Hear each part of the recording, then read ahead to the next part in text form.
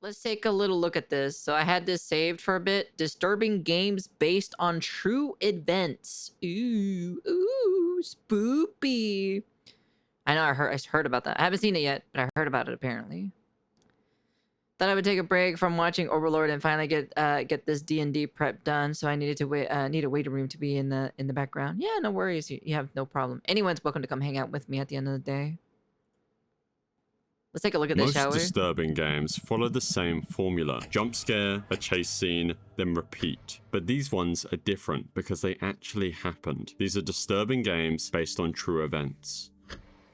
In Town of Light, you play as Renee, a 16-year-old girl exploring the ruins of a long-abandoned psychiatric hospital. She's trying to piece together her own past. Her memories are scattered and fragmented, and as you walk through the empty halls, you'll start to uncover the truth of what really happened. But as you might have guessed, Town of Light isn't just telling Renee's story. It's telling the story of a real place and the people who are locked inside it. This is Volterra Psychiatric Hospital, the real-life location that Town of Light is based on. Unlike most horror games that create fictional settings, this one places you in a world that once existed, a place where real people lived, suffered, and in many cases, never left. Volterra was one of Italy's most well-known asylums. It was built in the late 1800s, during a time when mental illness was widely misunderstood. At its peak, it held over 6,000 patients, a staggering number for a single facility. But Volterra wasn't just a hospital, it was a place of isolation, where people society didn't understand were locked away. Many of the people sent to Volterra weren't exactly what we would consider mentally ill today. Some people were put there for conditions like depression, anxiety, epilepsy, or even something as simple as just being a little bit different from the norm. Women in particular were often institutionalized for being too emotional or difficult to control. Others ended up there. It just means it's their time of the month. That's about it, you know? Simply because their families didn't want them anymore. And once you were admitted, there was very little hope of leaving. Over the years, the hospital developed a reputation for its cruel treatments. Patients were subjected to electroshock therapy, often without anesthesia, and in some cases, doctors performed lobotomies, procedures that left patients in a zombie-like state, while others were simply locked in dark, cramped rooms for days or weeks at a time. One of the most disturbing moments in Town of Light is when Renee recalls being restrained and sedated. This wasn't exaggerated for effect. It was standard practice within the real hospital. Patients who resisted treatment were often tied to their beds for days, injected with high doses of sedatives to keep them docile, or locked in isolation rooms with no explanation. These treatments certainly weren't meant to help, they were more meant to control. Once inside Volterra, leaving was nearly impossible. The very nature of psychiatric commitment laws meant that the patients had no real voice. Yeah. They were labeled as insane, and anything they said in their defense was dismissed as delusional. Families often relinquished all legal control, leaving the hospital's administrators with absolute power over their lives. Some patients spent decades institutionalized for conditions that modern medicine would very easily treat, while others never left at all. But perhaps the most haunting detail is what happened when Volterra finally closed. In 1978, Italy passed a law shutting down many psychiatric hospitals, including Volterra. But when the doors closed, many patients were left abandoned. They had nowhere to go, no families to return to, as some just took to wandering the streets, being homeless and forgotten. In the Town of Light, you see this desolation firsthand. The game doesn't fill the hospital with ghosts or supernatural creatures. It doesn't really need to. The actual horror lies in what actually happened, what was allowed to happen for decades.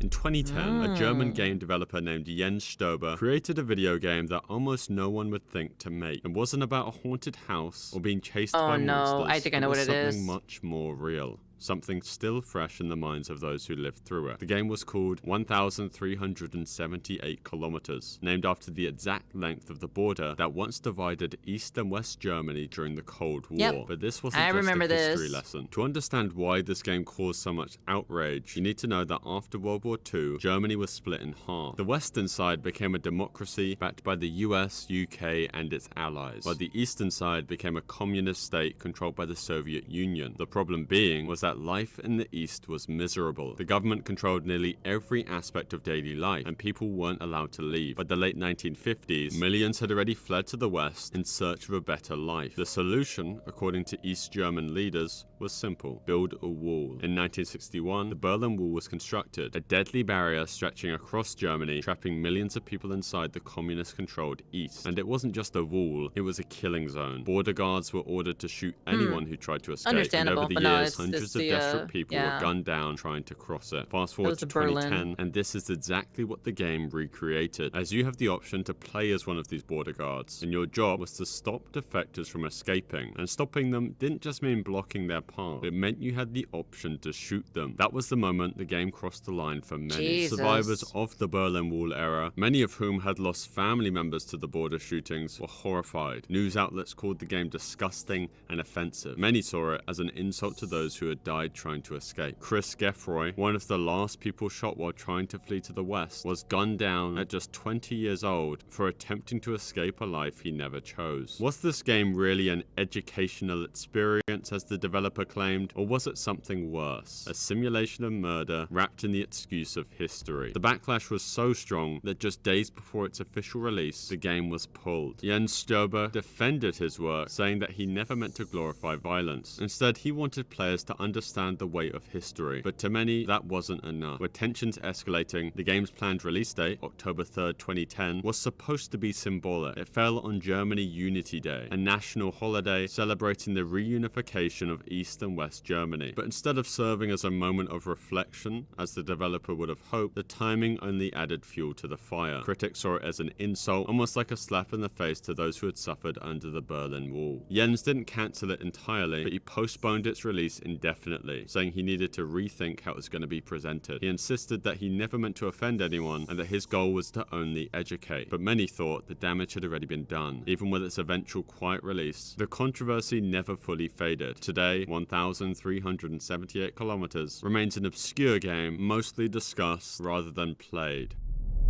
This video is sponsored by Aura. Right now, your personal data, your name, That's address... interesting. I didn't even know about that, actually. Do you know there was a game like that, you know? out there.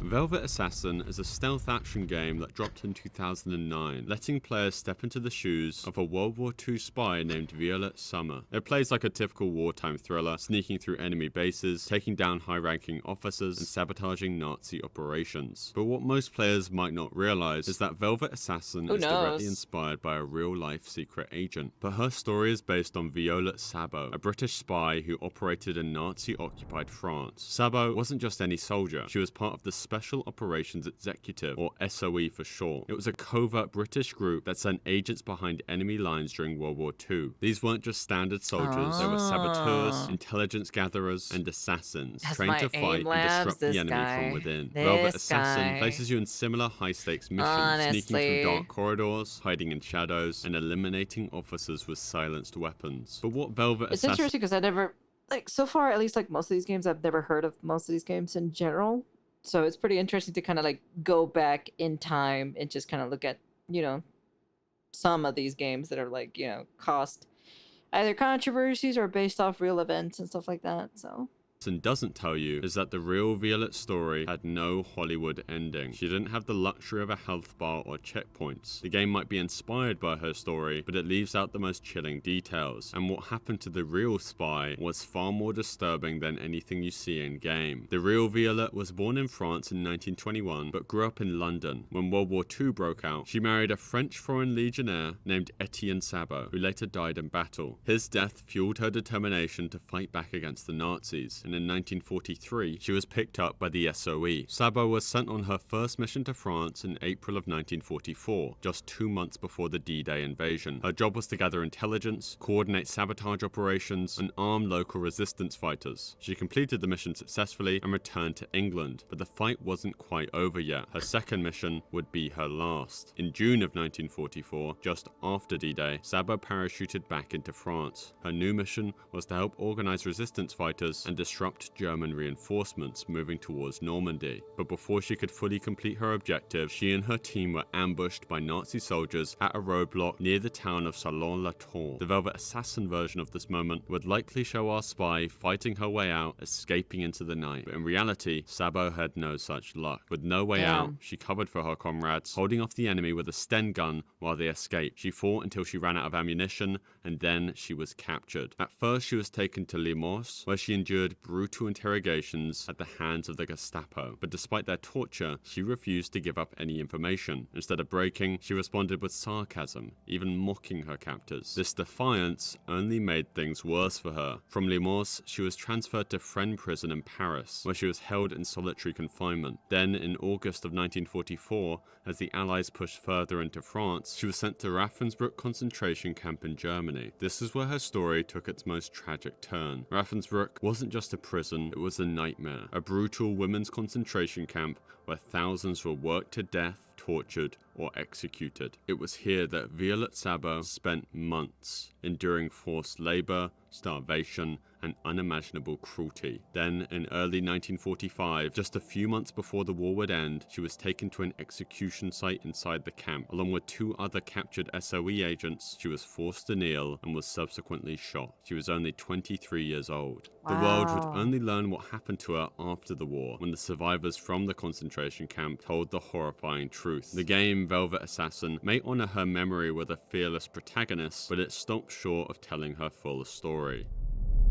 Wow. The Bridge Curse 2, The Extrication, is a horror game based on a Taiwanese urban legend, but that's not why it's in this video. The first game took place at Tung Hai University, a real school in Taiwan, where a bridge is said to be cursed by a spirit. It is complicated to make content about these types of historical events. You need the knowledge and the respectful, and that in and out itself is hard. The people's perception is another challenge. That's very true, to be honest. But I think that game definitely had a better, telling of it, just kind of like honoring her memory, making her more of a badass at the end of the day, According to the legend, if you try to cross it at night, you might find yourself walking in circles, unable to escape. Some say the ghost of a woman appears, trapping those who disturb her. The second game builds on that fear, but this time it introduces something even more unsettling. A mysterious girl, a haunted elevator, and a sense that something unnatural is at play. The game's main character finds themselves in a situation that feels terrifyingly familiar. The game's setting is a university, but it doesn't feel like one. The halls are too empty, the shadows move when you aren't looking, and worst of all, you're being watched. The protagonist doesn't know how or why they got here, but they know they need to get out. Players must piece together clues, navigate through dimly lit hallways, and avoid an unseen force that's always lurking nearby. One of the most unnerving parts of the game happens in an elevator. It seems simple at first. You watch a woman through a security camera, waiting for the doors to close and expecting to reach another floor. But things don't seem quite right. The woman moves strangely, jumping out the elevator and clinging to its walls. For some players, this scene was unsettling for a reason they couldn't quite explain. Then it clicked. This wasn't just another horror game trope. It felt eerily similar to something they had seen before. I know this one. Something real. A security... I know about it too. I had a friend told me it more scary / complicated that you think.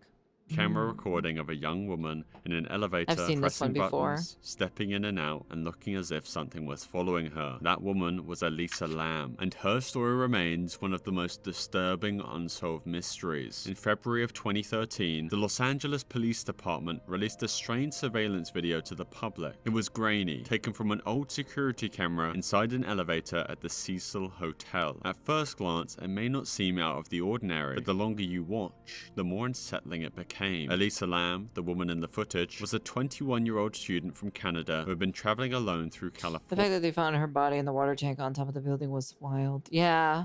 She was supposed to check out the hotel that day, but she never did. Her parents, who had been in constant contact with her, stopped hearing from her entirely. Concerned, they reported her missing, prompting a police investigation. At the time, no one knew what had happened to Elisa. All investigators had was this bizarre elevator footage recorded shortly before she vanished. The video shows shows Elisa stepping into the elevator and immediately pressing multiple buttons, as if she's unsure where she wants to go. The doors, however, don't close. Seconds pass. She leans out and looks down the hallway, quickly pulling back danger as if came she'd from the seen inside of something or elevator. someone. Really? Then she hesitates, stepping in and out the elevator, glancing nervously in both directions. As the video continues, her behavior becomes even more disturbing. At one point, she presses herself against the wall as if she's hiding. Her body language suggests panic, but there's no visible threat. Eventually, she steps out of view entirely. The elevator doors, which have remained open for far too long, suddenly close. But by then, Elisa is no longer inside. The footage ends. The video went viral almost immediately. People were disturbed by how unnatural her behavior seemed, and tons of theories began to spread. Some believed she was hiding from someone, a stalker, a hotel employee, maybe even an unseen attacker just outside the camera's view. Others thought she was under the influence of drugs, experiencing paranoia or hallucinations. But an autopsy later revealed that there were no traces of drugs or alcohol in her system, apart from small traces of her prescribed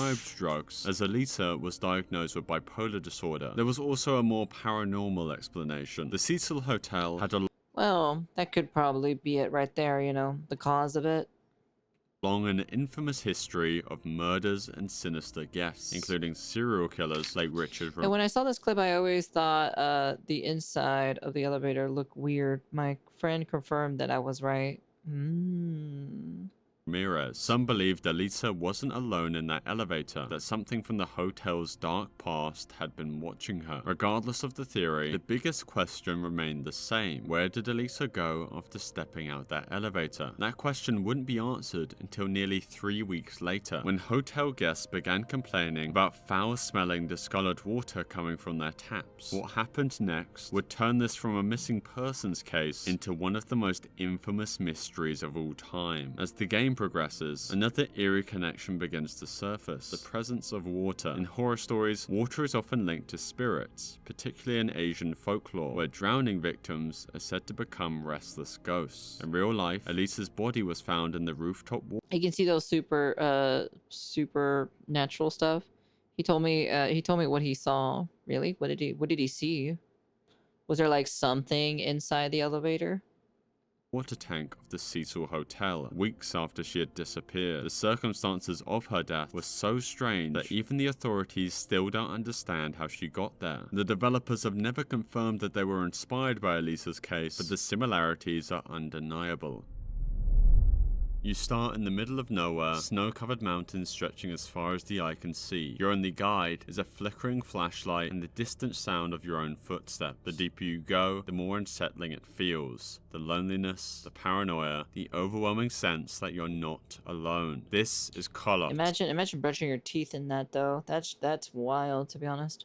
Kolat. A horror game unlike any other. There are no monsters lurking in the dark, no jump scares every few minutes. Instead, the terror comes from the emptiness, from the feeling that something terrible happened here and that it could happen again. But this isn't just another survival horror game. It's based on a real event, one of the most disturbing and mysterious cases in modern history. A story so chilling, so unexplainable, that it has haunted investigators, scientists, and conspiracy theorists. Is this what I think this is? Something about the trail or something? Like a group of like explorers going on a trail or something, and they all for over 60 years. It all started in 1959 when 9 hikers vanished in the Ural Mountains of Soviet Russia. Their bodies were discovered weeks later, scattered across the snow in ways that defied logic. Their tent was found ripped open. Some were found barefoot, half dressed in the freezing cold, with some of their bodies covered in strange injuries, broken bones without external wounds, missing eyes, and one of them had a missing tongue, and no one could explain why. The deeper we go, the stranger this mystery becomes.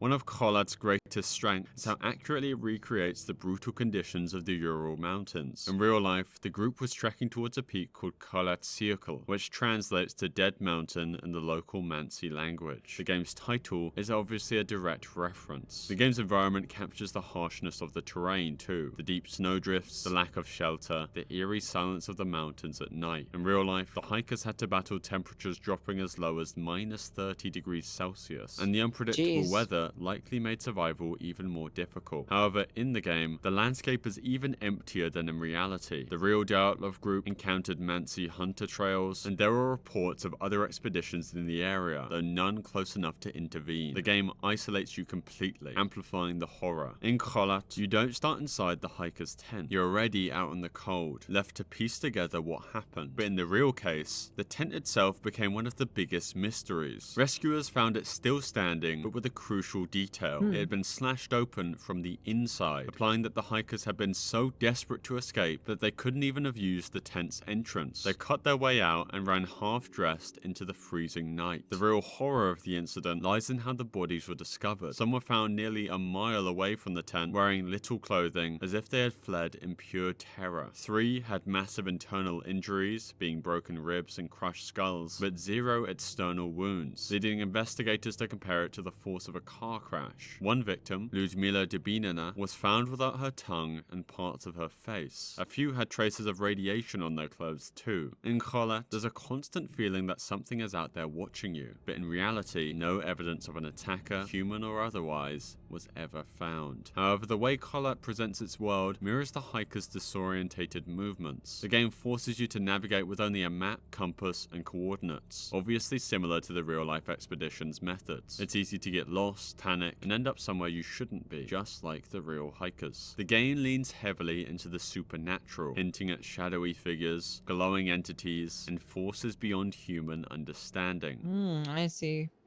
He says, I felt weird looking at the elevator because if you look carefully at the elevator wall, you will start to see faces, and he sees in the elevator was faces. So much faces, it warping the space. I see.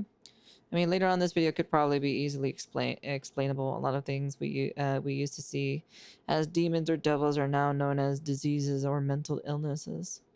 While the real case is surrounded in mystery, most theories focus on natural or man-made explanations. Some believe a small, delayed avalanche forced hikers to flee in panic. However, there was no evidence of an avalanche at the site, and it doesn't explain some of the severe injuries found on some of the bodies. Others suggest the hikers accidentally stumbled upon a secret weapons test. Kholat taps into this idea with references to classified Soviet documents and a cover-up. The game isn't a history lesson, it's an experience designed to make you feel the same fear and confusion the hikers might have felt. The landscape is accurate, the sense of isolation and disorientation reflects what the hikers likely went through, and the paranoia and dread capture the emotion surrounding the Dyatlov mystery, even if the game's glowing entities are fiction. Kholat doesn't try to solve the case, instead it keeps the mystery alive, leaving you wandering the frozen wasteland searching for answers, just like investigators have done for over 60 years.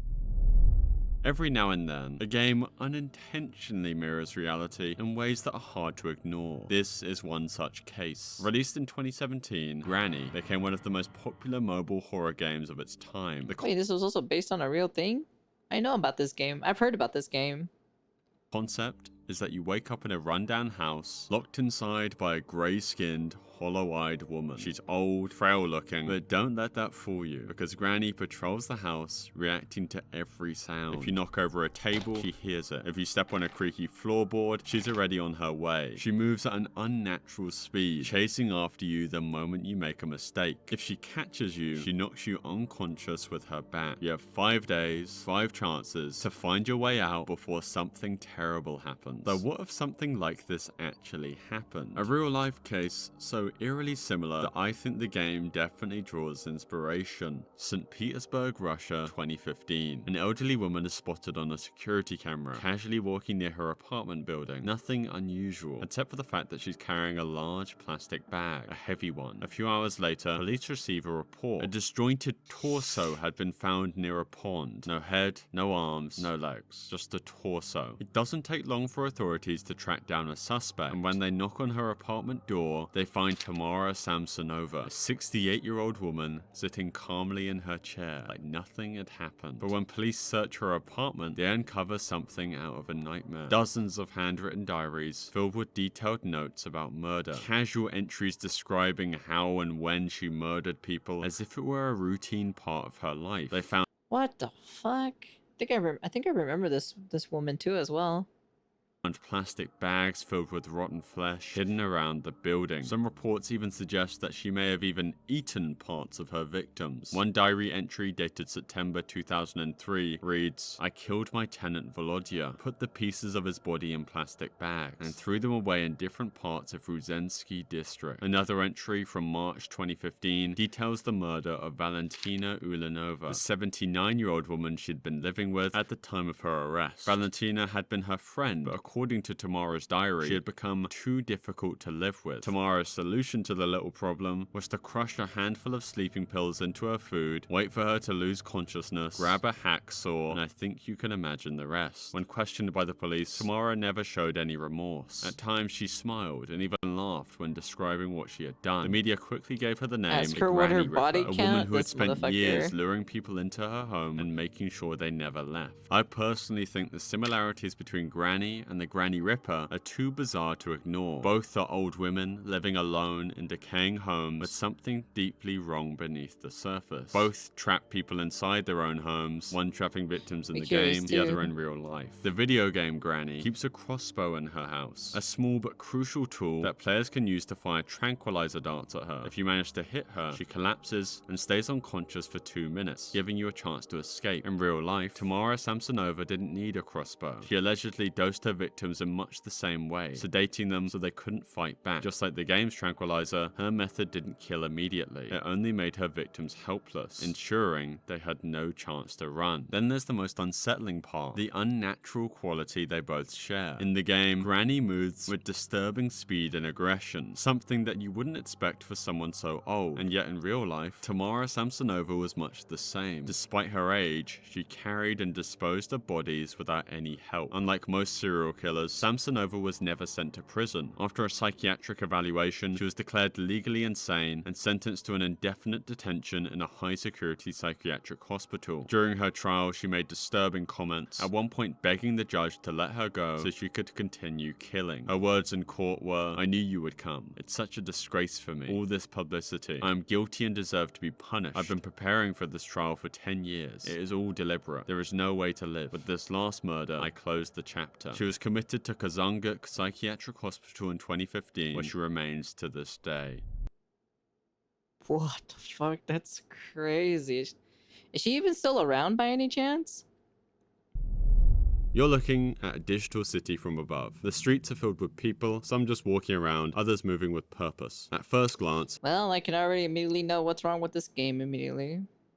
everything might seem peaceful, but hidden amongst the crowd are terrorists, figures marked by the game as threats. Your job is very simple: stop them. September 12th, a toy world presents you with one tool, a missile launcher. There's no score, no levels, no game over screen. You just click to fire, and your missile strikes the target. But the explosion doesn't just hit the terrorist, it spreads. Buildings crumble, and worst of all, civilians get caught in the blast. As their tiny figures collapse, the remaining people in the city react. They stop what they're doing, some run away, while others stand still, mourning the loss of those who were just in the wrong place at the wrong time. Then something strange happens. Those mourning civilians begin to change. Their outfits darken, and they transformed into the very thing you are trying to eliminate. More terrorists appear, blending into the crowd. The problem doesn't get smaller, it grows. And the more missiles you launch, the more civilians you lose, and the cycle repeats. At first, it might just feel like you're not playing well enough. Maybe if you time your shots better, aim more carefully, or fire less often, you'll eventually wipe out all the threats. But that's the trick. There is no winning. No matter what you do, the violence continues. Every action you take. You guys are feeds into ridiculous the with these fucking never-ending comments, loop. I swear September to 12th God. isn't a game in the Jeez. traditional sense. It's more like a simulation. Not because it's hyper-realistic, but because it's meant to make you think. It doesn't tell you what's right and wrong. It simply lets you play and watch as the consequences unfold. You might already realize what this game is trying to say. Studies have shown that when civilians are harmed during counter-terrorism operations, it can increase anger towards those responsible. Family members and friends of the deceased may seek revenge, becoming radicalized themselves. This creates a sort of cycle, violence breeding more violence, just like in the game. US military reports from conflicts in the Middle East, particularly in Iraq and Afghanistan, have acknowledged that civilian casualties can have a direct impact on We just need radicalization. bigger One report boobs. from the Rand Corporation my described goodness how gracious groups like me. Al-Qaeda use civilian deaths as propaganda, turning public outrage into recruitment opportunities. Leaked military documents and intelligence intelligence reports, like the 2012 joint report by Stanford and NYU titled Living Under Drones, highlighted a familiar cycle. For every terrorist killed, civilians caught in the crossfire can fuel resentment, therefore potentially leading to new recruits joining extremist groups. Studies have found that airstrikes, whilst eliminating immediate threats, can sometimes increase long-term radicalization. The same concept plays out in September 12th. Each terrorist you eliminate only leads to more emerging from the grieving crowd. Even the game's name, September 12th, obviously hints at a real-world inspiration. It refers to the day after the Twin Towers was struck, when the United States and its allies faced a critical decision. How should they respond? The invasion of Afghanistan soon followed, marking the beginning of the War on Terror, a war that decades later still impacts global. It's funny how you say unrelated, but then they actually literally say it in the actual video. Jeez. Politics.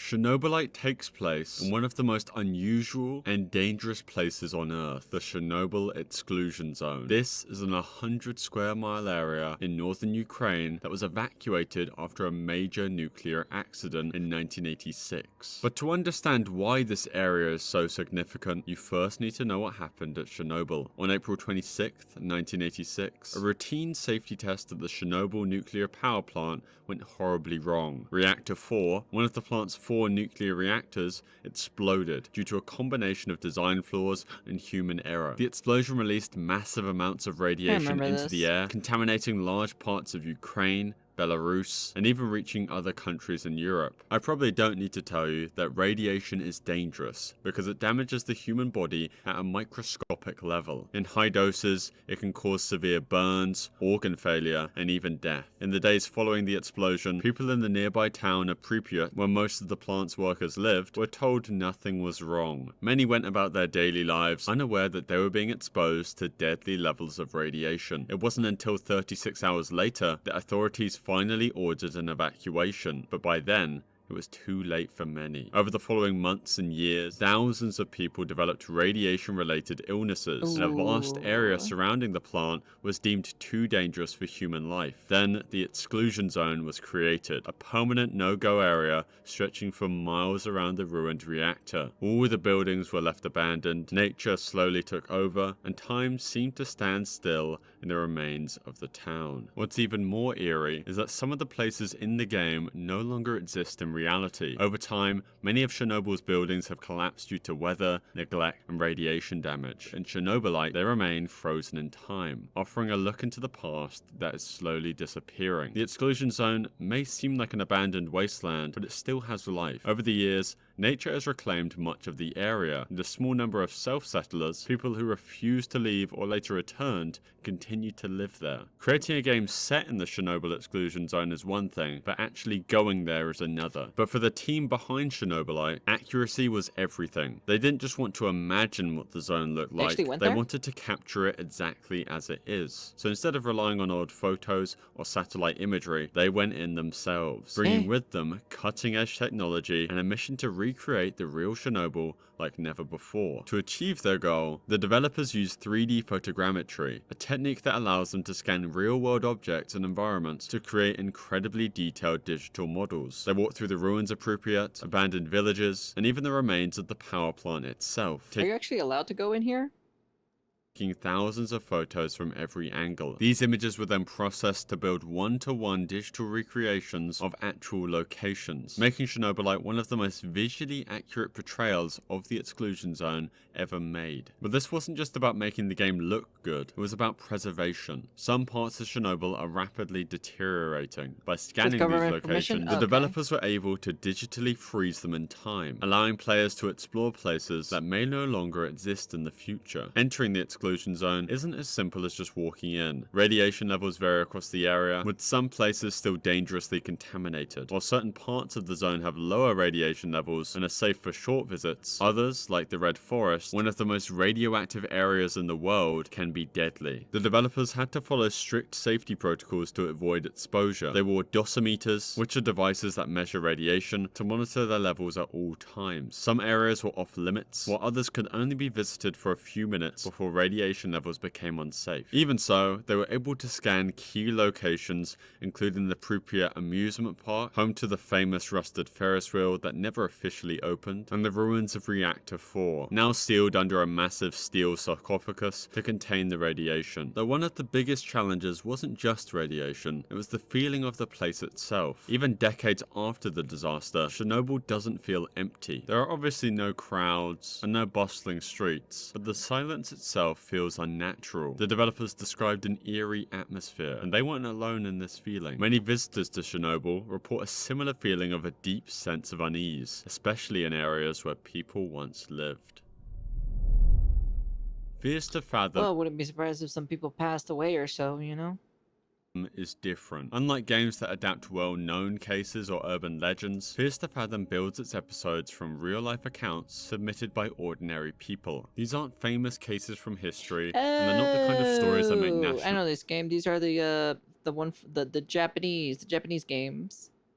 News. Instead, they're personal experiences. Oh my God, moments it's of terror Panda. that people Hey, have lived Panda, through how you and have been? never forgotten. Some of these stories were first posted on forums, Reddit threads, or YouTube channels dedicated to real horror stories, like Mr. Nightmare. The first episode, Home Alone, is the perfect example. The story follows a 14-year-old boy named Miles, left alone for the night while his Spoopy mother is time. away. Watching At some first, spoopiness. everything seems fine. He follows his usual routine, grabbing food, watching telly, and chatting with a friend online. I don't know how I'm But doing, then to be honest. something What's feels wrong? off. You okay? A strange figure appears outside. A knock at the door interrupts the silence. Then, Miles receives a text from his mother. Their neighbor, Paula, has just sent her a photo of a man standing outside the house. The message is clear: lock all the doors and wait for the police. At this point, the unease shifts into full-on panic. Suddenly, his own house, the place that should feel most secure, becomes a prison, as danger could be lurking just outside. Or worse, is already inside. As Miles hides under his bed, he hears the sound of a window shattering from the master bedroom. Then the doorbell rings. It's Paula, but something isn't right. Miles is initially hesitant to go to the door, though when he eventually investigates, he can see the intruder's shadow near his parents' bedroom. At this point, he knows running is no longer an option. All he can do is hide and hope the police arrive in time. The story was directly inspired by a submission featured on Mr. Nightmare's channel, where a person recorded a real experience of staying home alone and realizing someone was watching them.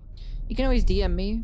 1979 Revolution, Black Friday, I have no developed problem. by I Ink can- Stories, I isn't can just help about you if you playing a want. character, it's about experiencing history firsthand. You step into the shoes of Reza Shirazi, a young photojournalist returning home to Iran, only to find himself caught in the middle of a revolution. Armed with just a camera, you navigate the streets of Tehran, capturing the protests, the fear, and the violence unfolding around you. But in Oh, I think I might know what this one is. I think I've heard about this one. a world where taking the wrong photo can mean Ooh, imprisonment add or me worse, on every decision you Discord. make carries real weight. The entire game is based on real events from Damn, 1978 she's gonna to slide into my 79, and the people of DMs. Iran Wow. rose up against their ruler, Shah of Iran. The game's creator, Navid Konsari, isn't just some random developer trying to tell a political Welcome. story. Hope He you actually hopefully lived enjoy through the the Outer Iranian Realms. Revolution as a child. There's first-hand memories Now we can combined hang with out, interviews you from know. over 40 real-life survivors, activists, and former prisoners help shape the game's brutal realism. Unlike other games based on historical events, Black Friday doesn't just reference the past, it you can always recreates DM me it. at What any makes it time. I more have no unique problem at all. is its gameplay. Instead of combat, the Is game it? focuses on choice-based storytelling, similar to Telltale games like The Walking Dead. Dialogue trees force you to make split-second decisions, lie to a soldier and risk it in court, or tell the truth and betray your friends. Every action Just let has me know when you send a consequence, friend and often request or there's whatever, no you know? right answer. But despite its focus on personal decisions, the game never lets you forget the bigger picture. The world around you is deeply immersive, built on real historical details. Protesters chant slogans that were actually shouted in 1979. Government propaganda plays over radios, echoing the Shah's desperate attempts to maintain control, and the photographs you take in game are based on real images captured during the revolution, bringing history to life in a way textbooks never could. For many players, this is probably their first real introduction to what happened in Iran, and for others, especially those who lived through it, the game I got you. Hold up. Intermission.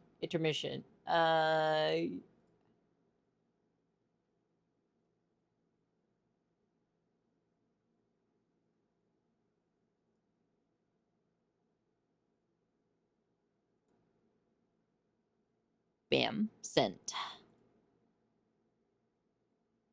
Oh, it's because we're waiting for the Sony, the state of play of Sony. That's why. That's the only reason why. Or else I would have been, technically I would have been offline, so. Bye now.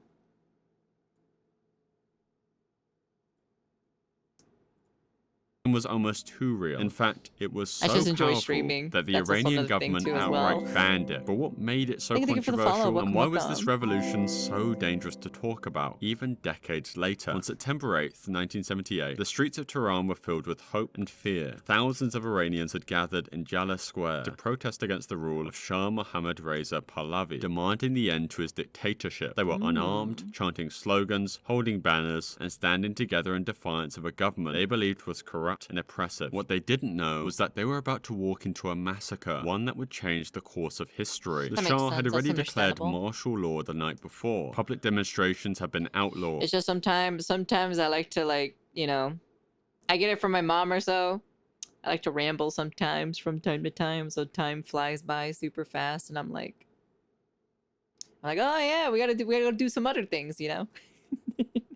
And anyone who defied the ban would be dealt with by force. But the people still came. Protesters filled the square in the early morning hours, believing they had the right to speak out. The Iranian military was already waiting for them. Soldiers blocked the exits surrounding the crowd. Then the order came: open fire. Machine guns tore through the crowd, sending protesters screaming and running in every direction. People Jesus. collapsed in the streets, bodies piling up as bullets rained down. Witnesses recalled seeing soldiers shooting indiscriminately, gunning down men, women, and even children. Some tried to flee, but the military had already sealed off escape routes, trapping them in a killing zone. Estimates vary, but historians believe between 88 and 300 people were killed that day, with hundreds more injured. The Iranian government initially tried to downplay the violence, claiming only a handful of casualties, but the truth was impossible to hide. Survivors shared their stories, and photojournalists, risking their lives, captured images of the bodies left in the Jeez. street. This was the moment that changed everything. Up until this point, the It's video games based off of real events. revolution had been gaining momentum, but it still felt like there was a chance for reform, a way to negotiate with the government. Black Friday erased that hope. For many Iranians, it was proof that the Shah would rather kill his own people than listen to them. The massacre radicalized the revolution. Jeez. Protests became larger, angrier, and even more restless. People who had once supported the Shah turned against him overnight. Even members of the military, shaken by what they had been ordered to do, began to defect. In just a few months, the Iranian government would be on the verge of collapse. In 1979 revolution, Black Friday, the horrific event plays out in chilling detail. As Reza Shirazi, the player, is thrown into the middle of the massacre, forced to dodge bullets, capture the chaos with their camera, and witness the horror firsthand. The game doesn't exaggerate what happened. If anything, it tones it down compared to the real thing. But one thing is certain: Black Friday was no accident. The Iranian government saw the protest as a direct threat, and they responded with brute force. Whether it was an international massacre or a desperate act to maintain control, it backfired. Instead of stopping the revolution, it fueled it. Many of the photos taken in the game are based on real historical images, and the game even shows side-by-side comparisons of Reza's photos with their real-life counterparts. Journalists in 1979 were monitored, arrested, and even killed for their work. The game doesn't shy away from showing this reality, forcing players to face the consequences of their choices, just as the photojournalists had to do at the time. One of the most terrifying aspects of 1979 revolution is its depiction of Savak, the Shah's secret police. They are everywhere, watching, listening, waiting for any excuse to detain and interrogate you. And this wasn't an exaggeration. SAVAK was very real, and it was one of the most feared intelligence agencies of its time. Established with the help of the CIA or Mossad, SAVAK specialized in surveillance, censorship, and brutal interrogation techniques. Thousands of political prisoners suffered at their hands. The game's depiction of torture, imprisonment, and forced confessions is based on survivor testimonies, some of which describe conditions far worse than what the game allows players to. It really kind of depends on the way how some things are. Some of them would just educate people on the actual, like, you know, thing itself, spreading awareness for some, you know. Witness. Many Iranians during this time lived in constant fear of being reported to SAVAK. A casual conversation could be twisted into an act of treason, and once someone was taken in for questioning, there was no... At least so far from this, right? This is before, like, you know, how the internet is now. You know, we can get our information pretty easily on the internet, right? But this is like, you know, this is like super early times when the internet was still in its infant state. Guarantee that they would ever be seen again. The game's most haunting sequence is its depiction of Black Friday itself, the day the Iranian soldiers opened fire on the protesters in Jaleh Square. Everything from the layout of the square to the way the crowd moves and reacts was designed to resemble real footage and survivor accounts. The gunfire, the screams, the people running in panic. It was all recreated based on descriptions from those who had been there. The game makes it clear that the player is powerless in this moment. You don't get to change history, you don't get to stop the massacre. All you can do is witness it, just as journalists did in 1978. From the moment the game was released, it was met with widespread praise. Critics called it one of the most powerful and unique historical games ever made. Players who had never learned about the Iranian Revolution were suddenly immersed in its brutal reality. For many, it was an eye-opening experience. But in Iran, the game wasn't just controversial, it was dangerous. The Iranian government didn't take long to respond. Shortly after its release in 2016, 1979 Revolution was officially banned in Iran. The government accused the game of spreading anti-regime propaganda, distorting history, and fueling Western narratives about the revolution. To them, it wasn't a game, it was a direct attack. Iran's National Foundation for Computer Games, the country's top regulatory body for video games, issued a statement condemning 1979 Revolution. They claimed that the game was developed as part of a wider effort to damage the country's image and misrepresent the past. Imagine that, huh? According to them, the revolution was a people's movement, not the chaotic and brutal struggle depicted in the game. The government-controlled media called the game hostile and branded its creator, Navid Konsari, a traitor. The ban wasn't just about protecting the government's version of events, it was part of a much larger pattern of censorship in Iran. They like to do a lot of censorship over there, because, you know, they don't want to, you know, Revolution, the government has strictly controlled how history is taught and remembered. Certain events like Black Friday are rarely discussed in detail. Stories about human rights abuses under the Shah's rule are well documented, but the darker sides of the revolution itself, the mass executions, the political purges, are often left out of state-approved history. Konsari, the creator of the game, who had worked on massive franchises like GTA and Max Payne, suddenly found himself on the Iranian government's blacklist, and as a result, he has been unable to return to Iran. He expressed concerns about the potential dangers he might face if he were to go back, citing Iran's record of arresting individuals without clear cause. Italian journalist Cecilia Sala, 29, arrested while reporting in Iran. Jesus. Particularly journalists. Konsari has been advised against traveling to Iran due to these risks. And that concludes today's video. If you want something else to watch or listen to, there's a video on screen that YouTube... Wow, that's crazy, to be honest. It's pretty cool. It's always nice to see, you know, something a little bit different at the end of the day. But yeah. Ooh. Pretty crazy, though. I know some of these event stuff that I noticed, but I never knew they actually made video games out of some of them anyway, so... Pretty cool. Pretty cool. It's almost time, chat. It's almost time.